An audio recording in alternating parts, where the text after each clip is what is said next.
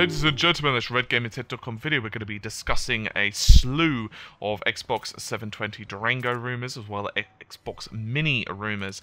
So the Xbox 720 rumours, first of all, we'll talk about the always online requirement. The system does seem to require always online for certain services. We'll get into those in a moment. However, to play games, disc-based games, as well as used games, there is no restriction. At least that's what the rumours are saying. It seems that it will not be required to play local content, and it will not prevent playing used games. Now, I hasten to add, local content could mean movies or whatever else is on the system, but it's likely that we are actually talking about physical discs here. So it might be that you actually need the disc in the console, even though it installs or whatever, but it doesn't seem, at least according to these rumours, that you're actually going to need the internet connection to play the games, which, to be honest with you, from my perspective, and from the perspective of actually competing against, say, Sony, who are certainly not requiring this, it makes a lot of sense. I've also mentioned various other incidents or, certainly circumstances where you would not want an always-on connection, not just because of, crap internet in your area.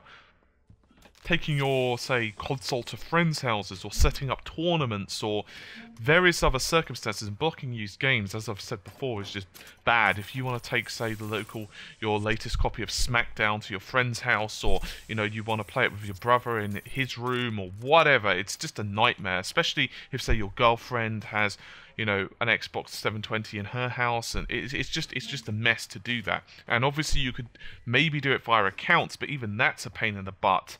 So it really does make a lot more sense to not have that stringent requirement. So what about this Xbox Mini? Well, the Xbox Mini, you may have heard it referred to as Stingray, which is supposedly its code name, is very much a cut-down version of the original Xbox 360. And when I say cut down, I don't mean that, the specifications have been cut down. I mean it does not have a disk drive. And they are actually aiming for $140 or less on this thing. Now, how does it work if it doesn't actually have a disk drive? Simply, it does require an internet connection. You will simply download the games after you've purchased them, of course, and once you've downloaded them, you will be free to play them off the hard drive on the console. Now, from the sound of the rumours, it actually requires the internet connection at all times. So this is going to be one of those circumstances where even if you've downloaded the game onto your hard drive, you still need, I'm assuming to prevent piracy or what have you, you still need that internet connection. However, that has not been 100% confirmed, and even so, these are rumours anyway. So there are a number of other benefits of this Xbox Mini. One of them will be Apple TV type of functionality. Now, it's very, very clear that Microsoft are not just going after the gaming crowd with these new sets of Xbox consoles, but they are after Apple as well, because that's obviously a very lucrative market to get into. So, with the advent of this, you will be able to certainly pretty much be able to mimic most of the functionality of Apple TV. I just want to clear something up really quickly. Durango is also rumoured to have these TV functionalities too, and it certainly doesn't seem that the Xbox Mini is the only one that's going to be getting them. As far as we can tell, both systems are actually going to offer this functionality as well. So that's pretty cool.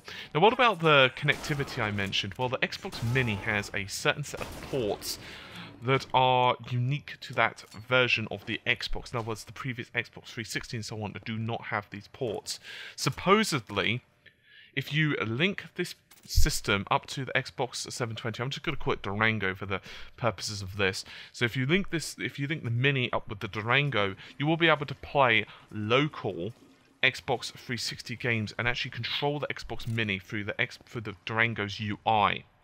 So, just to clarify how this works, you link the two systems up with a certain cable, you put the disc in, you put the Xbox 360 game disc into the Durango, and the Xbox Mini will basically be the hardware that's playing the game, and all the Durango's doing is acting as a control interface, and of course the pass-through for the game's data.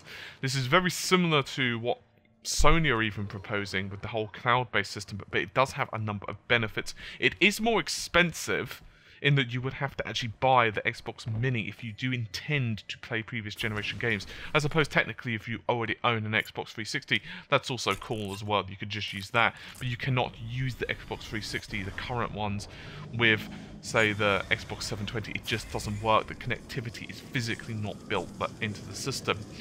But what is built into the Xbox Mini, of course, is the fact that you will actually be able to play all of your Xbox 360 games with Durango. It hasn't been confirmed whether there's going to be any graphical improvements, for example, any extra anti-aliasing or whatever added. I highly doubt it. It seems that it's just going to be there purely as basically function as a disk drive, if nothing else.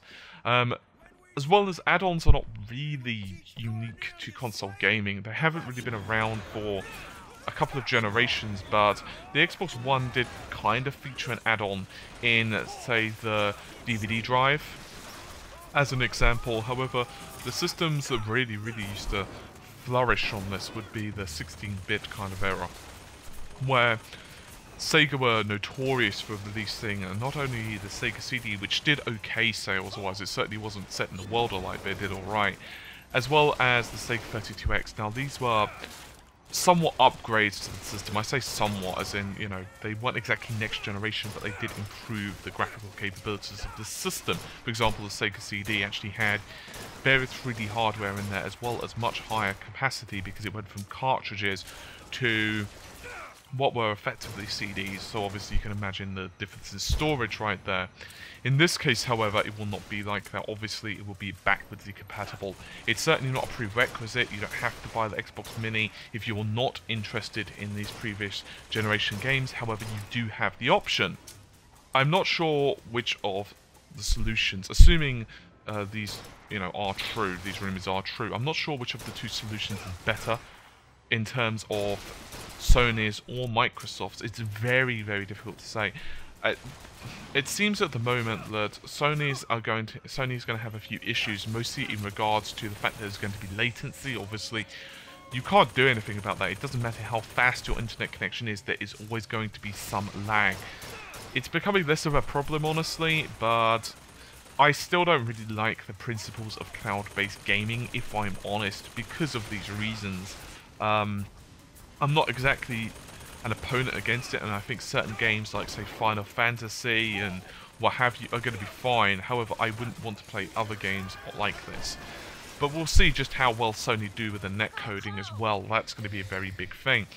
As with Durango, however, and the Xbox Mini connectivity, the problem is you've actually got to buy both systems, which obviously means more physical room. It doesn't matter how big this Xbox Mini is, it's still going to require more space in your home, as well as, of course, extra layout of cache. Depending on how much the Xbox 720 ends up being, it could end up that it's going to be quite substantially more expensive. On the other hand, if you already own an Xbox 360, it could be less of a big deal. In other words, you don't really need the backwards compatibility anyway with the Xbox Mini, assuming you're willing to keep your Xbox 360. On the other hand, of course, if it breaks, then, you know, there's that problem there. There's not really been that much of a mention what happens, however, if you own an Xbox 360 and it breaks, and then, you know, you need to play your games on Xbox Mini. I really want to see how they're going to tackle that problem. Furthermore, on the whole rumor mill thing of why they actually delayed the systems, it seems that Microsoft actually want a physical product to show you. That doesn't necessarily mean that it's going to be 100% representative of the final system, but they at least want to show you something. Because Microsoft usually like to show off the hardware. I'm not exactly sure if we're going to be seeing exactly what, you know, what they're going to end up, you know, selling us in the shop, but they certainly want to show us something, and apparently that hardware wasn't available already yet. That's okay, obviously. They've not announced anything, so they're pretty much on their own schedule, as long as they, you know, probably release it by the end of this year, because I think it's going to be a very interesting Christmas with 2 new consoles available. Now, obviously, at the moment, it seems that the Xbox 720 is going to be slightly more expensive than the PS4, depending on the whole subscription model and, of course, if the rumors are true. However, other rumours suggest that Durango itself will be priced competitively to better match the PlayStation 4's price. So, I'm not saying they'll be exactly, you know, if one's like $299, the other will be exactly $299, but they certainly won't be too far out. You know, you won't be seeing like $100 or $150 differences in price or something similar. So, what else have we got? Well, Kinect 2 is another one. Kinect 2 has been somewhat controversial in that some people just don't give a rat's ass about Kinect, other people absolutely adore it, which is kind of fair enough. Obviously not everyone likes the same thing. However, it seems in terms of internally, the Xbox development is being handled by a completely separate department which handles Kinect hardware and software. So, that kind of makes sense, I suppose. Kinect supposedly, however, at least at Microsoft, isn't the primary focus. It seems that developing and networking the two consoles with Kinect was more, developing the two consoles and networking them together was more of the focus. Kinect more of an afterthought. We'll have to see exactly what happens when, of course, it's formally announced, but it kind of makes sense as well. So what about this whole requires thing? Many people have been banging on about that for a while, you know. The Kinect is required for the console to function and all of this. Many people, including myself, weren't exactly keen on that. I mean, sure, it could have nice user interface benefits, but other than that, I've got to say I don't care about it. I'll just be honest, that's just my opinion. You know, obviously you guys can feel free to disagree, but apparently it's not the case. The development kits themselves are the reason that these rumours sprang up, as tends to happen. How this basically happened is that several pieces of hardware are used to combine into what is exactly the development kit. Now, what this basically means is, let's say you have several pieces of hardware. All of those pieces of hardware need to be networked together. And this actually includes some of the hardware that runs the Kinect 2 functionality. How it basically started this rumor, supposedly, is quite how many rumors start. Someone just walked by and saw that without this piece of hardware attached, it basically won't work. However, there's a number of different explanations to this. One, that hardware also happened to control other bits and pieces as well. It's a development kit. We don't exactly know how they've hardwired all the stuff up. You know, I don't have one here, you know, to look at, to say, hey, you know, this connects to this and this connects to this, that's why it's not working. We don't really know. Second, it could just simply be that Microsoft expects everything to be connected together because it's a development kit. Therefore, it's kind of like if you don't have a keyboard connected to your PC. In other words, it just does the check at the start and says, hey, this isn't connected, you need this. It's that simple. It doesn't necessarily mean it will be a prerequisite, however, for the actual proper system. I'm actually extremely encouraged, I must say, by all of these latest rumors. Now, as I've said, they are rumors, so some rumors contradict other rumors, but that's just the nature of the beast. We don't really know which ones are going to pan out to be true. I'm really hoping that the Kinect functionality rumor is true, and I'm very much hoping that the idea of it being a lot more competitive to PlayStation pricing is also going to be true.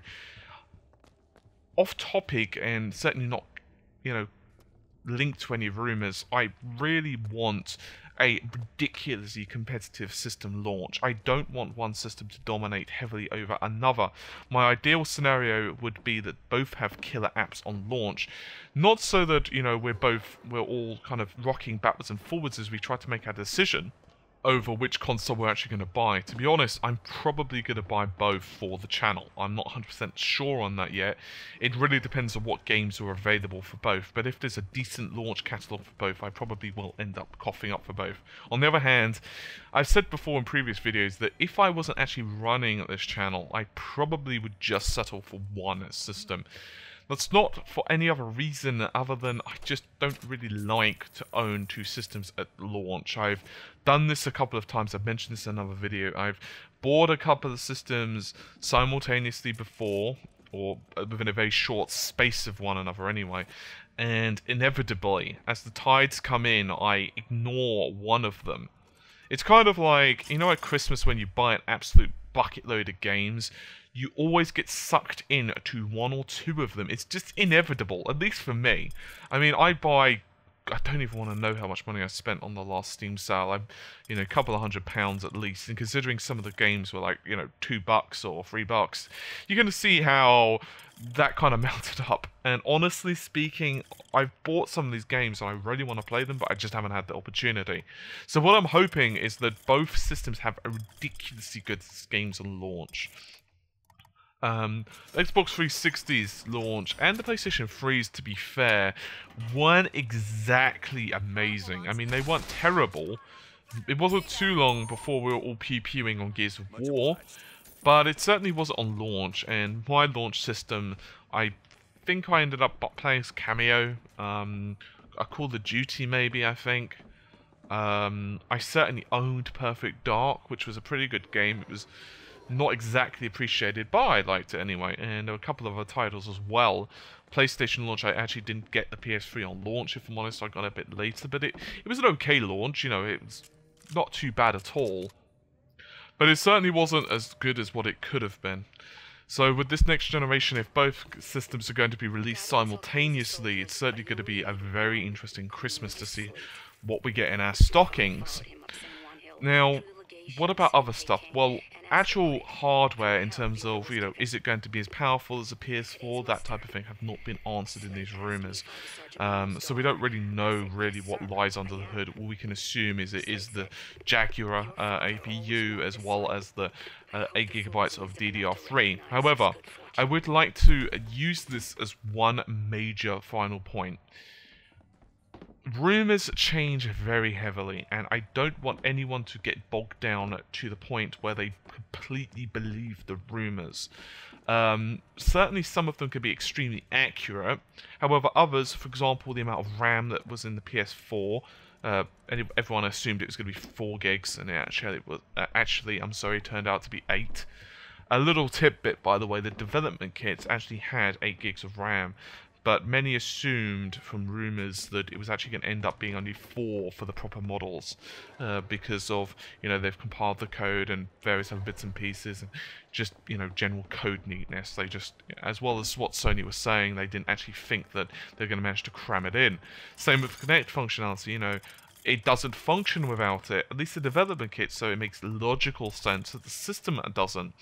Unfortunately, it doesn't sometimes follow that, one thing leads to another. Sometimes something's just done in the process of development because it just is easy during development. This is especially true if you happen to ever be a programmer, web developer, anything. Sometimes when I'm programming or designing a web page, oftentimes I'll just do stupid stuff. Like, I'll just use, I don't know, a horrible shade of yellow on a certain section of the site.